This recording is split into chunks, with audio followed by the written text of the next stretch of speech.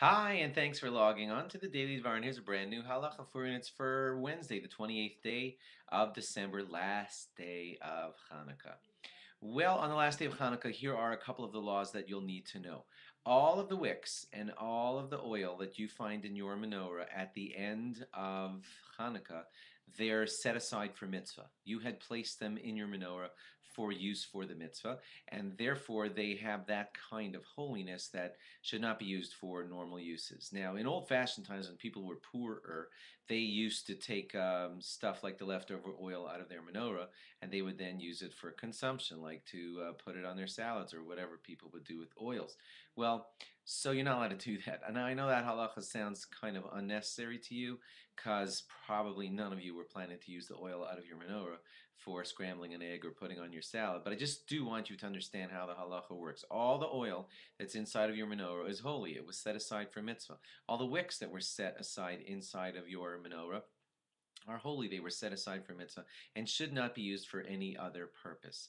Therefore, halachically, the proper thing to do with them is to dispose of them in a way that's dignified. Now, that means that they shouldn't just go plain in the trash.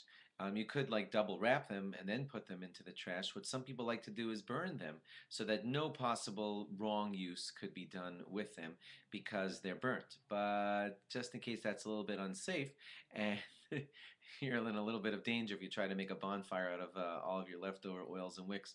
I've tried it, and it's they burn for quite a while because they're very oily. So here's the best possible suggestion if you can manage to do this. You put them away with wherever your lulav is. If you're a good daily Dvar listener, you know that we told you to put away your lulav so that it dries out, and then it's ready when Erev Pesach comes. When it's a mitzvah to burn stuff, because you're going to be burning your chametz, and you need fuel for burning your chametz, and then you could throw your lulav and your wicks and your oils and make them part of another mitzvah usage. They began with the mitzvah.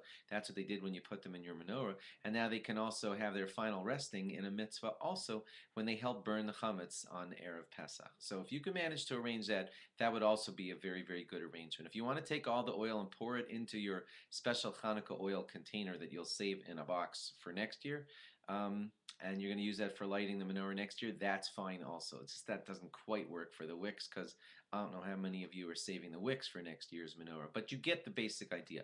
Don't use them for personal use. Don't just throw them straight in the trash.